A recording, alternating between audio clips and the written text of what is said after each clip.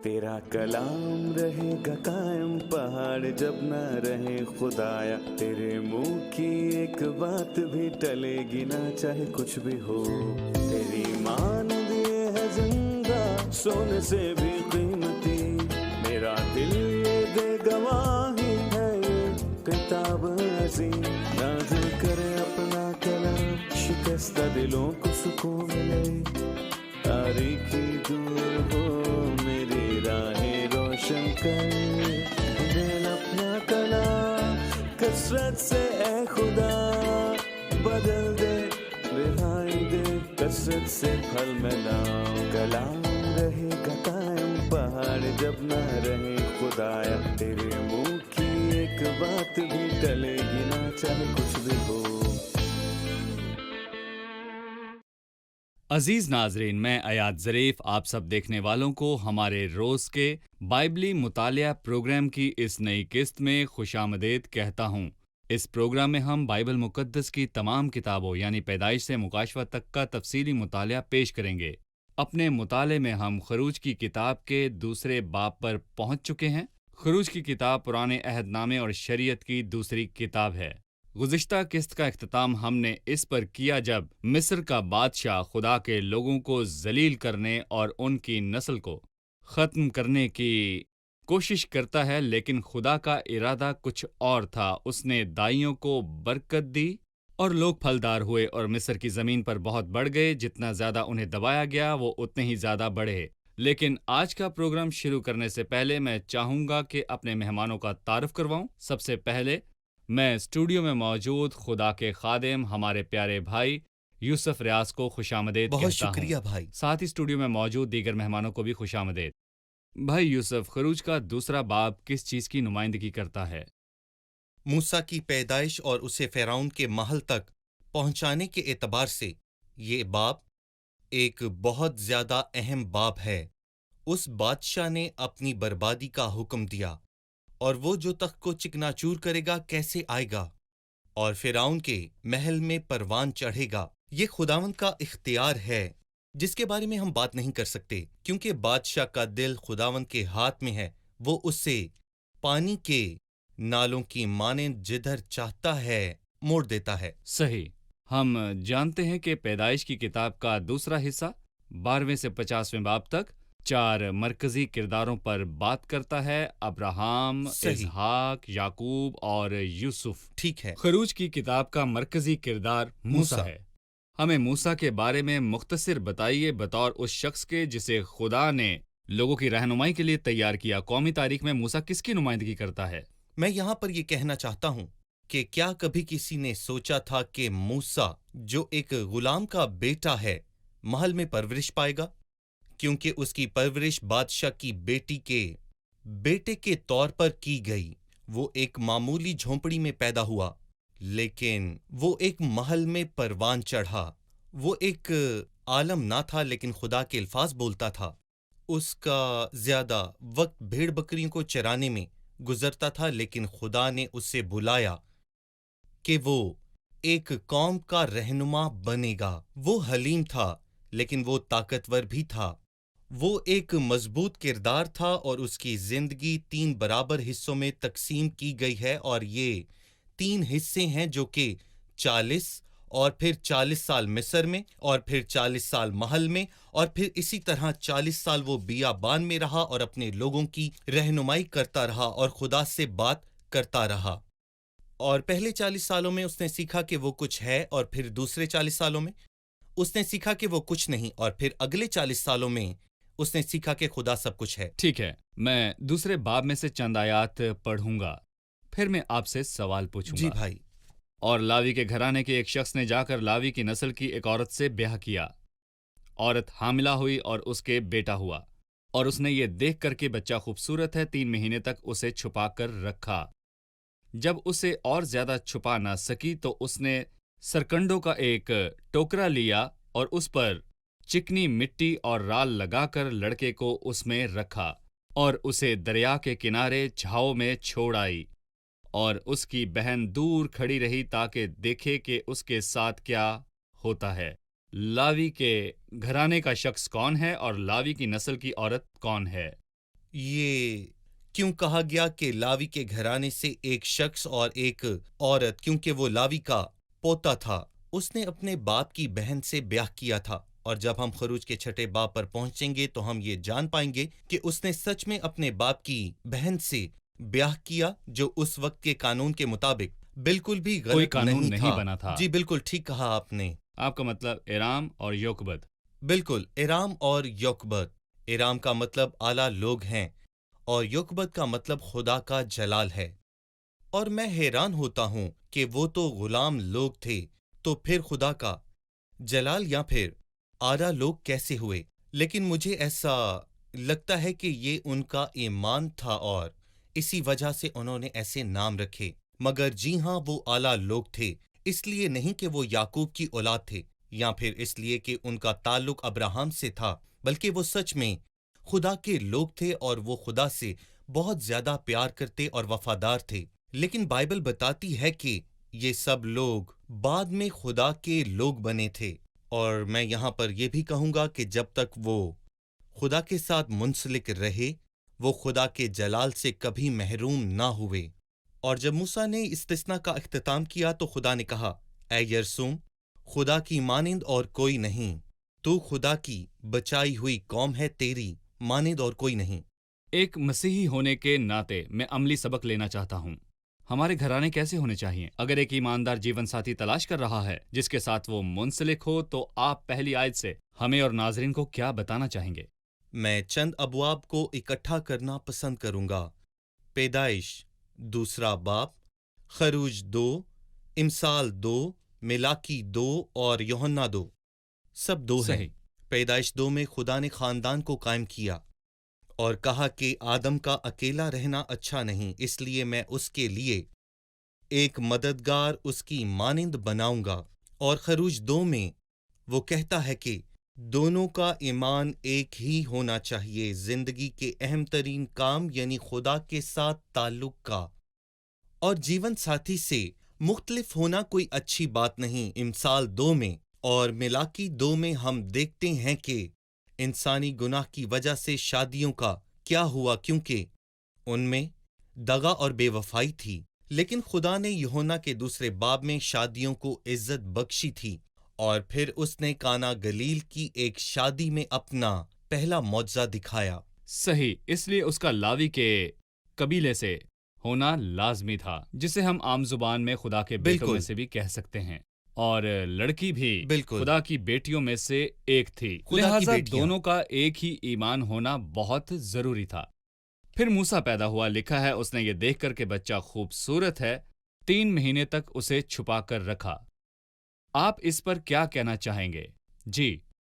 ہر ماں اپنے بچے کو ایسے ہی دیکھتی ہے کہ وہ دنیا کا خوبصورت ترین بچہ ہے، اور بالکل اسی طرح عبرانیوں کے 11 باب میں لکھا ہے کہ موسیٰ کے ماں باپ نے ایمان ہی سے اس کے پیدا ہونے کے بعد 3 مہینوں تک اسے چھپا کر رکھا، کیونکہ انہوں نے دیکھا کہ بچہ خوبصورت ہے۔ اور اس کا کیا مطلب ہے کہ ایمان ہی سے میرا خیال ہے کہ یہ خاندان خدا کے کلام کو اور اس کے وعدے کو سمجھتا تھا کہ 4تھی نسل میں ہم مصر سے نکل جائیں گے، اور شاید یہی وجہ تھی کہ یوکبت نے اندازہ لگایا کہ یہ 4تھی نسل کا لڑکا ہے اور اس لیے نجات اسی سے آنے والی ہے، تو کیا میں اس کو دریا میں چھوڑ دوں؟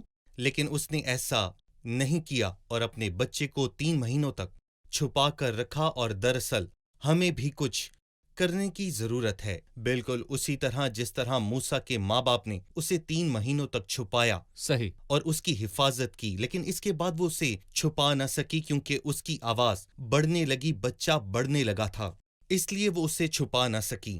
جب ہم کچھ نہیں کر پاتے تو ہمیں خدا پر بھروسہ رکھنا چاہیے، بالکل اس کی ماں کی طرح جب اس نے اسے چھپا کر رکھا لیکن پھر اسے خدا کے بھروسے پر چھوڑ دیا۔ اس نے اپنے اور اپنے بیٹے کے دل میں ایمان کو بویا، وہ دونوں ہی ایمان سے چلے، جیسا کہ عبرانیوں کے 11 باب میں لکھا ہے۔ درست۔ یوکبد نے بہترین کیا، اور ایسے ہی جب ہم بھروسہ رکھتے اور ایمان رکھتے ہیں تو خدا اپنا کام کرتا ہے۔ 3 جگہوں پر خروج دوسرے باب میں، اعمال باب 7 اور عبرانیوں باب 11 میں بیان کیا گیا کہ اس لڑکی نے اسے چھپایا، جی لیکن خروج میں کہا گیا کہ اس کی ماں نے اسے چھپایا۔ بالکل اعمال میں کہا گیا کہ اس نے اپنے باپ کے گھر جی میں پرورش پائی، لیکن عبرانیوں میں کہا گیا کہ اس کی ماں اور باپ نے اس اکٹھے کے ماں اسے باپ نے۔ چھپایا، یعنی ایرام اور یوکبت دونوں ایمان بالکل رکھتے صحیح۔ تھے۔ ہم ایک وقفے کے بعد دوبارہ حاضر ہوں گے۔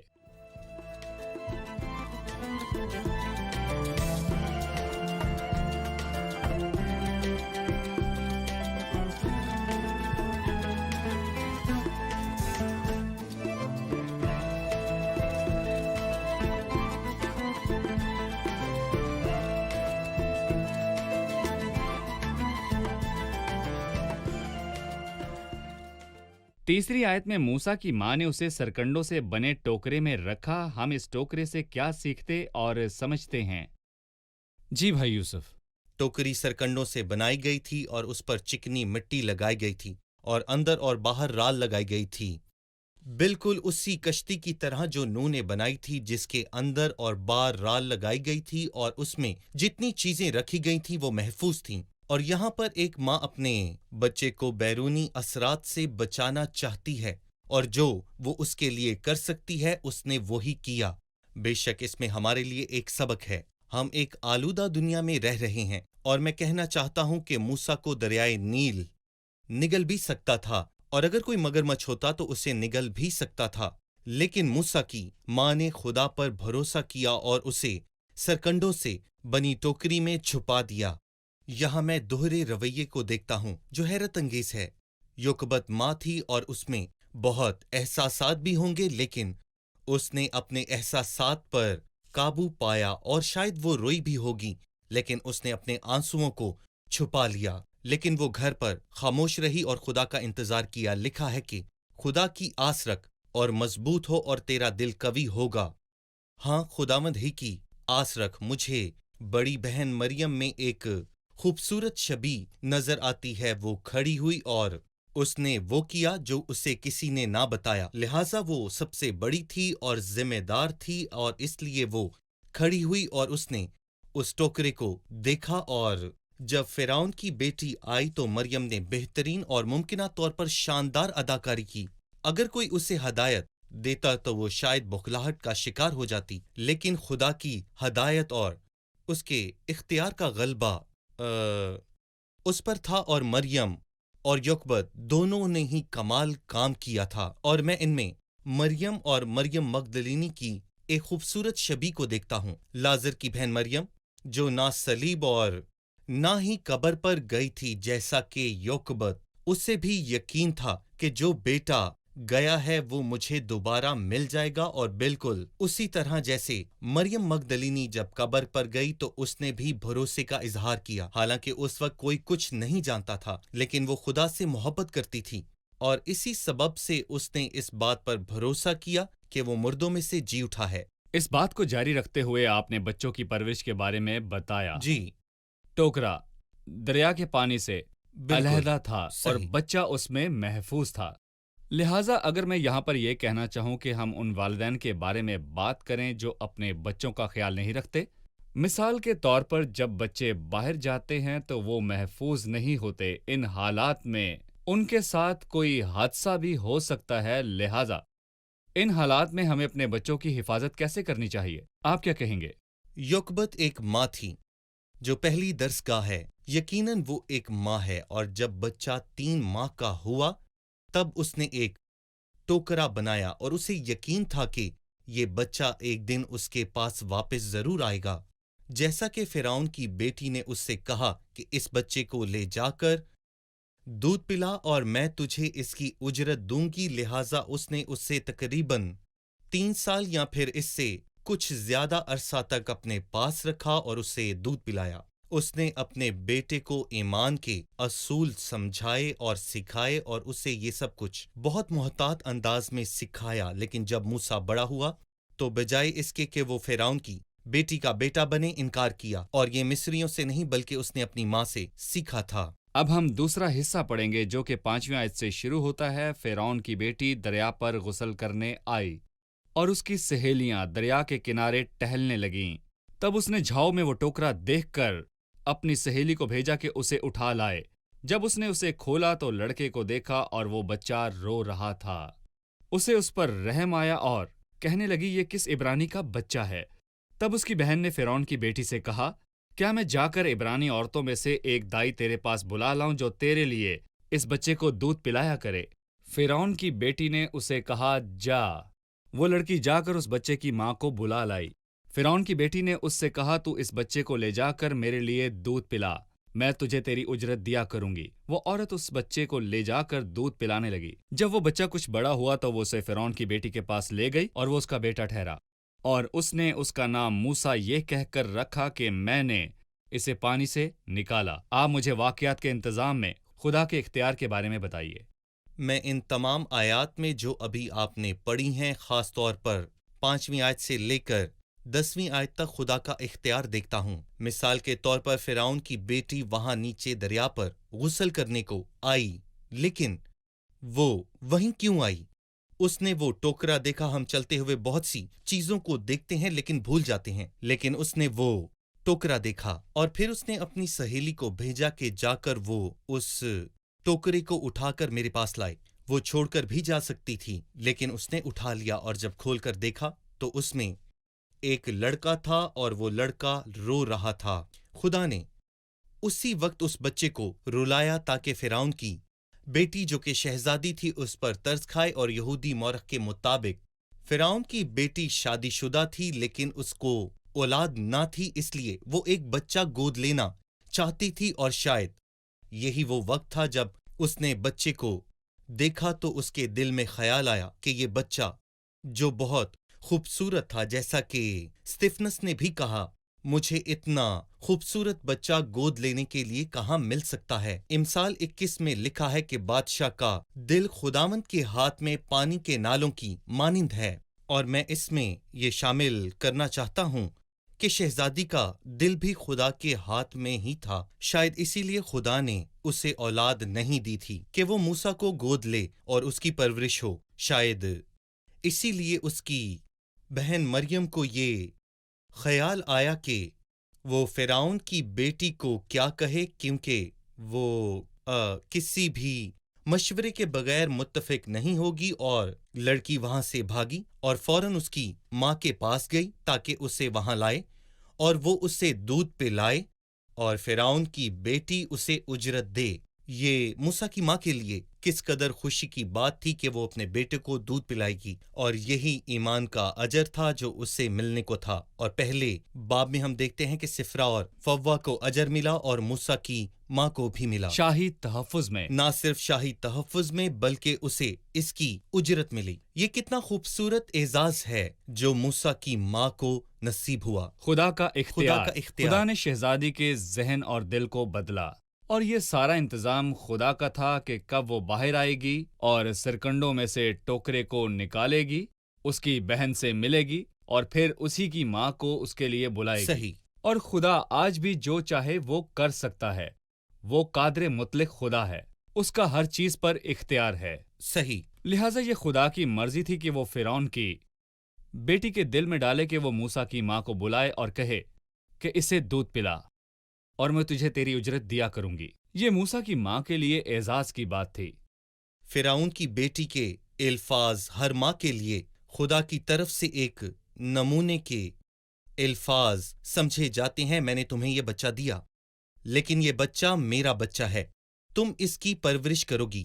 مبارک ہیں وہ ماں باپ جو یہ جانتے ہیں کہ یہ بچے ہمارے نہیں بلکہ ہم ان کی پرورش اپنے خدا کے لیے کر رہے ہیں، اور خداوند مجھے اس کا اجر دے گا۔ خدا نے مجھے اس کا مختار بنایا ہے، لیکن مالک حقیقت میں ہمارا زندہ خدا ہے۔ اگر میں مالک ہوتا تو اپنی مرضی سے اس کے ساتھ برتاؤ کر سکتا تھا، لیکن مجھے اس کی مرضی کے مطابق اس کے ساتھ پیش آنا ہے۔ صحیح۔ 11ویں آیت سے جب موسیٰ بڑا ہوا اور باہر گیا اور اپنے لوگوں کی مشقتوں پر اس کی نظر پڑی تو اس نے سوچا کہ وہ ان کو بچائے گا۔ لیکن میں یہاں پر یہ کہنا چاہوں گا کہ موسیٰ قاتل تھا اور وہ بھاگ گیا۔ 3 الفاظ آنے والے حصے کا خلاصہ کرتے ہیں: موسیٰ، بچانے والا، قاتل، بھاگا ہوا۔ آپ کیا کہیں گے؟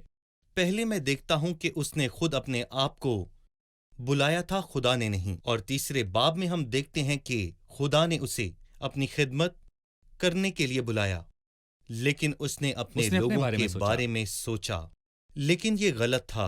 हमें पहले खुदा का हुक्म जानना है। यसाया के 6 बाब में लिखा है, मैंने खुदा की आवाज सुनी, मैं किसको भेजूं और हमारी तरफ से कौन जाएगा। तब मैंने अर्ज की कि मैं हाजिर मुझे हूँ, भेज। मुझे भेज, मुझे भेज, मैं हाजिर हूँ। मैं जाऊंगा और मैं हाजिर हूँ, मुझे भेज, इन दोनों में ही फर्क है। मूसा भेजे जाने की तारीख से अभी 40 साल दूर था। खुदा ताखीर नहीं करता। अभी 40 साल पड़े हुए थे। उसने ये फैसला खुद से किया था, लेकिन ऐसा नहीं होता। उसने कत्ल भी किया था और ये खुदा की तरफ से नहीं था। इसलिए मैं ये कहूंगा कि ये एक ईमानदार का तरीका नहीं है। सैमुअल की माँ ने एक खूबसूरत गीत गाया, क्योंकि कुव्वत ही से कोई फतह हासिल नहीं करेगा।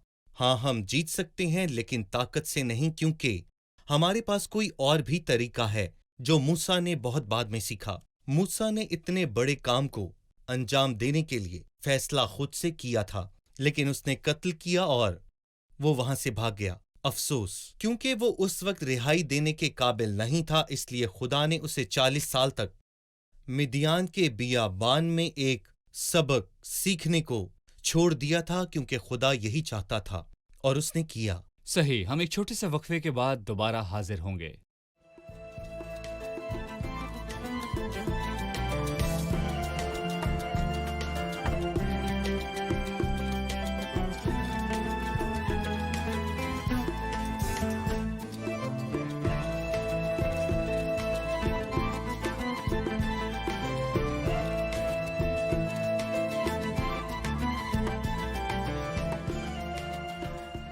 पंद्रहवीं आयत में जब फिरौन ने सुना तो चाहा कि मूसा को कत्ल करे, पर मूसा फिरौन के हजूर से भागकर मुल्क मिद्यान में जा बसा। वहां वो एक कुएं के नजदीक बैठा था। लेकिन इब्रानियों 11:7 में हम पढ़ते हैं कि बादशाह के कहर से खौफजदा ना होना।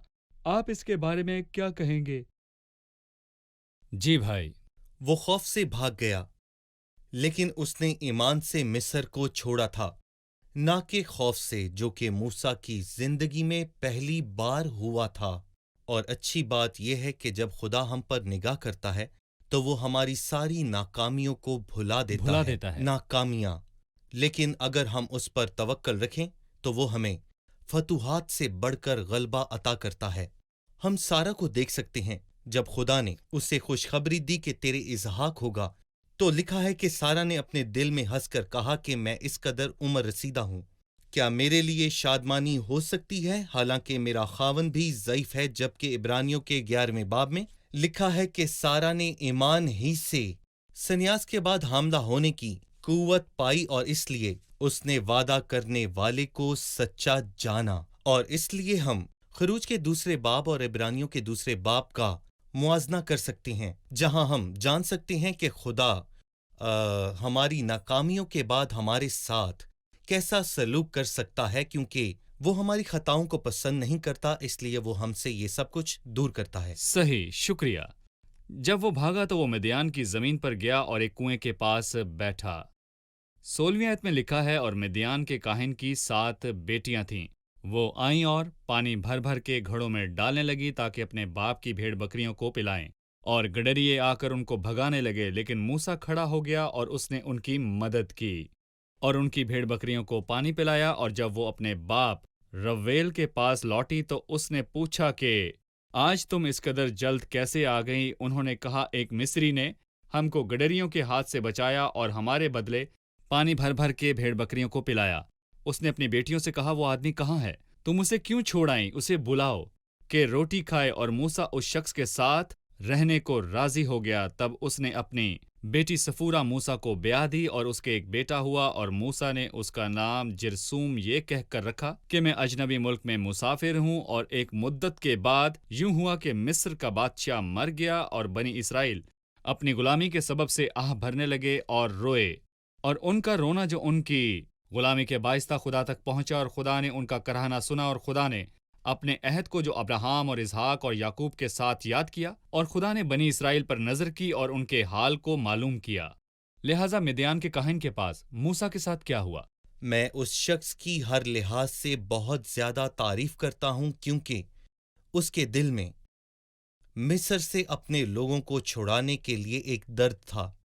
وہ اس کے ساتھ ناانصافی سے پیش آیا، اس لیے نہیں کہ وہ ایک عبرانی تھا بلکہ وہ ایک مظلوم تھا، کیونکہ اس نے ایک ظالم مصری کو قتل کر دیا تھا۔ اور جب اس نے دیکھا کہ دو مصری آپس میں مار پیٹ کر رہے ہیں تو اس نے ان دونوں کی صلح کرانے کی کوشش کی، لیکن ایسا کرنا اس کے لیے مصیبت کا سبب بنا اور اسی وجہ سے اسے مصر چھوڑنا پڑا۔ وہ فرعون سے بھاگ رہا تھا، لیکن جب وہ مدیان پہنچا تو اسے اسی مشکل کا سامنا کرنا پڑا جس کا اس نے مصر میں سامنا کیا تھا۔ جنسی تعصب کی وجہ سے مردوں نے لڑکیوں پر ظلم کیا، مدیان کے کاہن کی بیٹیوں پر، اور اسے یہ ظلم بالکل بھی اچھا نہیں لگا تھا، لیکن خدا اسے سکھانا چاہتا تھا، اس لیے خدا نے اسے وہاں بھیجا تھا۔ مار کر ریت میں دبا دینا خدا کو قابل قبول نہیں، خدا کے پاس دوسرا راستہ بھی ہے، اور خدا نے اسے مدیان کے بیابان میں نرمی، عاجزی اور نہ جانے کتنے اور اسباق سکھائے۔ موسیٰ نے سفورہ سے بیاہ کیا اور خدا نے اسے ایک بیٹا دیا۔ اس نے اس کا نام جرسوم رکھا کیونکہ اس نے کہا کہ میں یہاں مسافر ہوں، اور جرسوم کا مطلب مسافر ہے۔ جی، خدا سفورہ کے ذریعے موسیٰ کو عزت دیتا ہے اور خدا اسے معاف کرتا ہے، اسے اولاد دیتا ہے۔ آپ اسے کیسے دیکھتے ہیں؟ جب وہ مدیان گیا تو وہ وہاں پر مدیان کے کاہن کے ساتھ ہی رہا، اور اس نے اپنی بیٹی کی شادی بہت شائستگی اور کرم فرمائی سے کرنا چاہی تھی، لیکن شائستگی اور خدا کے انتظام کے علاوہ میں اس میں ایک خوبصورت پیشگوئی کی ایک تقسیمی جھلک کو دیکھ سکتا ہوں۔ موسیٰ نے اپنے لوگوں کی خدمت سے شروع کیا، لیکن انہوں نے اسے رد کیا، بالکل، اور اسے مصر کو چھوڑنا پڑا اور مدیان میں جانا پڑا، اور وہاں پر اس نے ایک غیر قوم کی عورت کے ساتھ بیاہ کیا تھا۔ اور یہاں پر میں کہنا چاہوں گا کہ اس کہانی میں میں کچھ اور بھی بڑے واضح طور پر دیکھ سکتا ہوں۔ مسیح اپنوں میں آیا، لیکن اپنوں نے اسے قبول نہ کیا، اور جس دورانیے میں وہ اپنے لوگوں سے دور رہا، وہ اس وقت ایک غیر قوم یعنی دلہن کے ساتھ متحد ہو گیا جو کلیسیا ہے۔ اور یہاں پر موسیٰ کی ایک خوبصورت شبیہ ہے جو کہ اپنے لوگوں میں رد کیا گیا، لیکن اس نے غیر قوم کی لڑکی کے ساتھ شادی کی اور وہ دوبارہ اپنی قوم کے پاس واپس آ گیا۔ لیکن اس بات کو ہم وقت کے ساتھ اپنے آنے والے پروگرامز میں دیکھیں گے۔ لیکن جب وہ واپس آیا تو اس کے لوگ اس کے آگے جھکے اور اس کی پرستش کی، اور اسی بات کو ہم مسیح میں دیکھیں گے۔ جب وہ آئے گا سب اسے قبول کریں گے۔ بہت شکریہ بھائی۔ عزیز ناظرین، ہم ان آخری الفاظ کے ساتھ آپ سے رخصت چاہیں گے۔ کلام مقدس کی 23ویں آیت کہتی ہے، اور ایک مدت کے بعد یوں ہوا کہ مصر کا بادشاہ مر گیا، اور بنی اسرائیل اپنی غلامی کے سبب سے آہ بھرنے لگے اور روئے، اور ان کا رونا جو ان کی غلامی کے باعث تھا خدا تک پہنچا۔ ہاں، جو دل برداشتہ ہوتے ہیں خدا ان کا رونا سنتا ہے۔ لہٰذا ہم سب کو بھی صبر کرنا ہے اور اس کے آنے کا انتظار کرنا ہے۔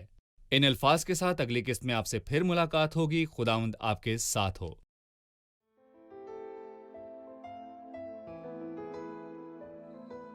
تیرا کلام رہے گا قائم، پہاڑ جب نہ رہے خدایا، تیرے منہ کی ایک بات بھی ٹلے گی نہ، چاہے کچھ بھی ہو۔